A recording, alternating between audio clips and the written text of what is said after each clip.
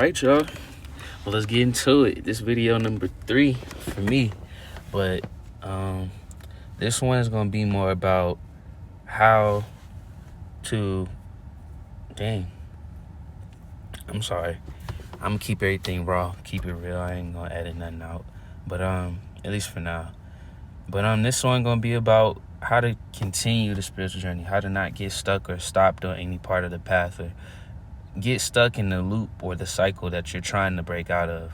It's really hard when you don't recognize the cues and the signs that are coming to you throughout each of the situations that you're dealing with. So I'm gonna talk about that, and then we can talk about what's been happening around this world, man. It's been crazy. So let's get into it.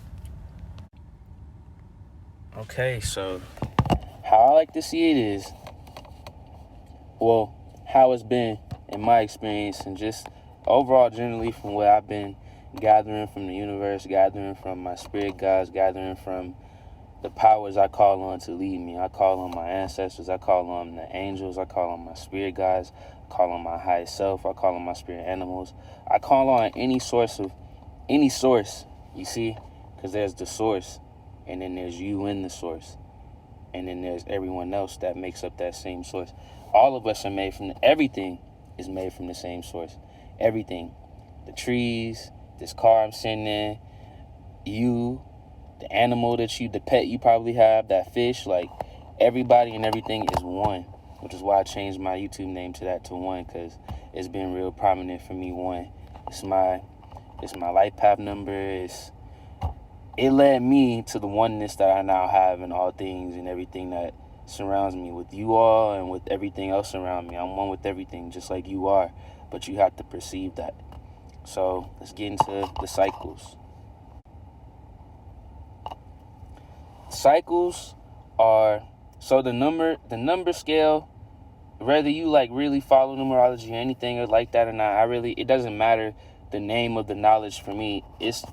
I love knowledge for knowledge's sake, and I don't even consider it knowledge. I consider it understanding. Like, I love understanding for understanding. I don't want to know anything.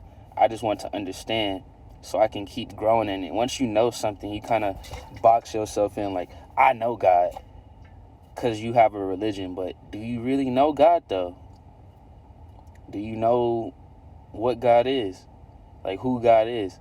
Because if you think he's separate from you, or if you think it is separate from you, then you don't know. And that's the problem with knowing. You think you know, and you really don't. The only people who really know are those who know that they don't. You don't know what you don't know, and you don't know what you don't know that you don't know. And I hope you can follow that. So we get caught in cycles. The number scale 1 through 9. When you're born, 1 through 9 is your first cycle of life. That's your first life cycle. That's your first soul's evolution. That's your first spiritual growth. That's your most natural, like unperverted, undistorted, contorted, whatever words you want to say for tempered with. Your untempered with soul. The soul that you come here with when you're a child. Good or bad, doesn't matter. Like, whatever attributes you had as a child, you remember. Whatever is pure to you as a child is still pure to you to this day. It's just that purity that was in you has been now perverted by duality, separation, separatism, racism, hate, sins, lust, all that stuff. Like, none of these things are damning or demonizing or will send you to hell. Hell is just meaning that you are comfortable living in these things more than you were comfortable living in the state in which you came here in, and not needing anything to be happy, to be one, to be whole all on your own. Hell is just a state of mind, and hell is not a fiery, dangerous, hot, sinful, you're going to be screaming till your teeth break off. Hell is not like that. That's the lie. Like, that's the ploy. That's the gimmick. That's what they tell you to get you to think hell is bad.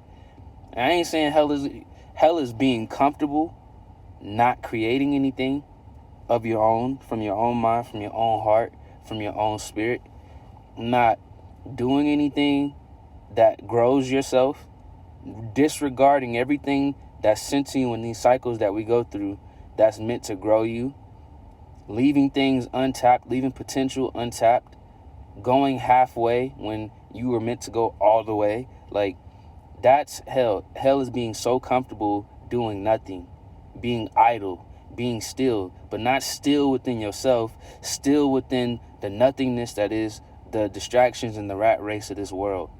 That is hell. Hell is a mind state. It's a frame, it's a perception. And it's not bad. It's a purification of your soul to the point to where you have to break out of it. You can break out of it, but you have to. Nobody can drag you out of it. Nobody can pull you out of it. You have to pull yourself up out of it. You have to purify your soul to the point to where you want to know yourself so much and so deeply that you go there on your own. And nobody has to coerce you there, not even God. Because God is the one that has you here in the first place. So he's not going to do it for you. You have to seek God with all thine mind and all thine heart. And this is not me pushing any type of dogma. This is just me quoting the knowledge for knowledge's sake. Like, it's understanding. Understanding that the words on that paper are not a contract I'm signing to the words. Because the contract was already signed with the universe and with all the powers that be. The powers that are have always been. It's for me to be here right now, for you to be here right now. And understanding that, you will realize that everything that you're going through, cycle, no cycle, it's for a reason, and it's for the evolution of your being on the inside. Like, there's something that can only grow in you. And if you learn to grow it, then you will in turn spark or be the spark to what others start doing within themselves without you ever saying anything. That's the spiritual journey. That's the cycles being broken. And excuse me, I'm sorry. That's the cycles being broken and dismantled. So when you're in a cycle, it's usually represented to you in the way of a feeling or emotion or thought, or consistent feelings, emotions, and thoughts that you've been dealing with for the better part of your life. Honestly, at this age, at our age, like, if you coming into a spiritual awakening, or you're not, you feel like you're not there, but you're on the cusp, or you're full blown, like, there are things that you've been feeling and dealing with all of life that have plagued you, have kept you from doing things, kept you from trying things, kept you from being things that you know you could have been good at, that you know you could have excelled at, that you know you could have had fun doing. It could have been explorative of your own soul, because your soul's mission here is to express itself truly. It's like being an artist, but with life. You're painting a picture. You're painting a great picture. It's not Van Goghs and the Galileos and all of the greatest inventors and artists and all of this stuff. It wasn't their greatest creation wasn't their creations. Their greatest creation was the exercise of pure self-expression, pure expressiveness of the truth within their soul, the truth within their being, the truth within their consciousness, and not deviating from that truth. So if I'm truly a creator, I will go these lengths to create. Van Gogh cut off his ear. And it wasn't about, I don't know the whole story, but knowing like what the spiritual journey is, or understanding what the spiritual journey is, I feel as though it was more for an even more in-depth expression of himself. Expression of that pain. Like, maybe he got to the point to where pain, external pain, wasn't a thing. Like, he had to put himself through things. Ancients did it. Indians did it. All of these other ancient cultures all have a pain experience and process, because pain creates the soul. Pain creates the soul. It is the pain that makes the soul glow brighter. It is the pain that makes the soul grow taller, expand itself, and then you contract again, and then you expand. That's what the universe is doing. Like, it's happening in all of us, as above, so below, as within, so without. It's happening infinitely. I mean, I said a really weird word in this whole little segment right here. I'm stuttering like a bitch, but all that just to say that you're one with everything. Like, you're one with it. It's not just happening. Like, nothing is just happening. Things are happening, of course, but everything that's happening isn't meant for you per se, but it's happening. And it's like the butterfly effect. Like, the wings flapped, and then this happened, this happened, and this happened, and this happened, this happened, this happened, this happened, this happened, this happened. And then it meets you. So then it's happening, and at each new experience that it's happening with, it meets a new experience even in that experience. And that's the infinity of it all. Like, it's happening for this person, and then it's happening for you. And when it happens for you, it's going to be different. And then after you, it's going to absorb both of those experiences and then go on to the next, and then the next. And that's the purpose of all of this. That's the point. So if you're in a cycle, if you're in any state of contest with the universe, contest with God, contest with it, I like to call it it existed before God and the universe. The way that this was all going to go existed before everything. And that's the lengths to which I've taken it at this point. But if you're in a contest with it, if you're in a contest with the universe and God and the great conscriptors of all things, stop. Surrender. Like, truly hand it all over. Just stop. Because that's something you're not going to win. And honestly, they're going to keep you in the same cycle until you realize that until you start working with them, they're neither working for you or against you. They're just watching you. They're waiting for you to call them. Waiting for you to call to them. And if you don't call, no one answers. They still going to help you because you are them. And they are you. You are one. And one is you. You are it. And it is you. Because it is all there is. God is all there is. Universe is all there is. The stars in the sky, you are those things too. The planets you are those planets. Like, you are everything and nothing at the same time. Be no one, be nobody, so you can be everything. You can enjoy this experience in its fullness, not in its compartmentalization that we do, where we take life 20 seconds at a time and we're saving those 20 seconds up until the end of our lives. Like, no, take every second of every moment of your life and put them all together.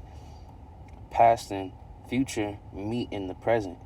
So your past is still happening and your future is still happening. So they're happening in you. And if you bring them together, you'll be one.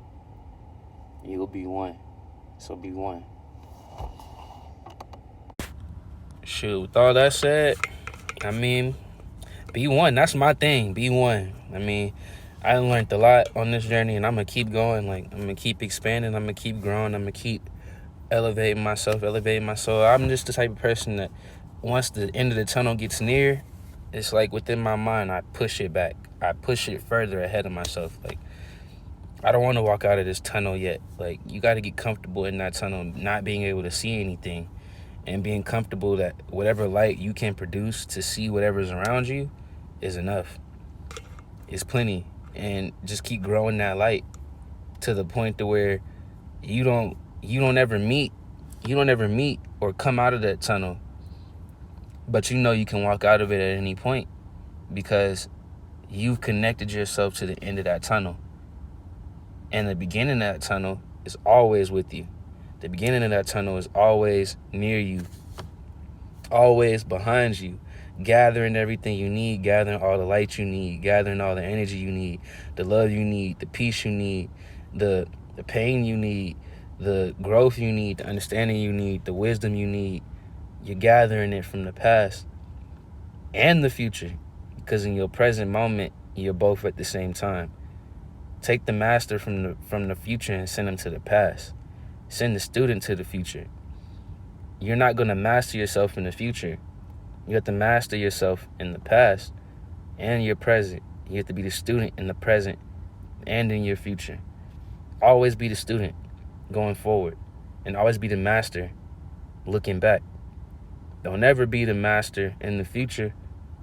The master in the future does nothing for you now. What can he do for you now? Like, you're waiting to master yourself. Don't wait to master yourself. Master yourself in the past. Send the master to the past. Send the student to the present. And in your present send the student to the future. And in your present moment, be both at the same time, because student is master and master is student. Just be one. Like, be one in everything. Relationships, in passion, in will, in truth, in vision, in love, like in light and darkness. Like, be one. Don't be one or the other. Be one. Be one within yourself. Accept all of yourself for who and what you are. Observe it all. Take this off within your own head. Like, take all of this off. Go to the back of your mind and watch from the very back. Go to the movie theater in your head. Sit at the very back row at the top, dead center, and watch the movie. And that's it. Turn it off. Turn you off. Turn God on. And I promise you, like, don't be scared of that. They teach you to be scared of that. Don't be scared of that. It's the most beautiful thing you'll ever do. Whatever you do in this life, be you. Peace be with y'all. Be one.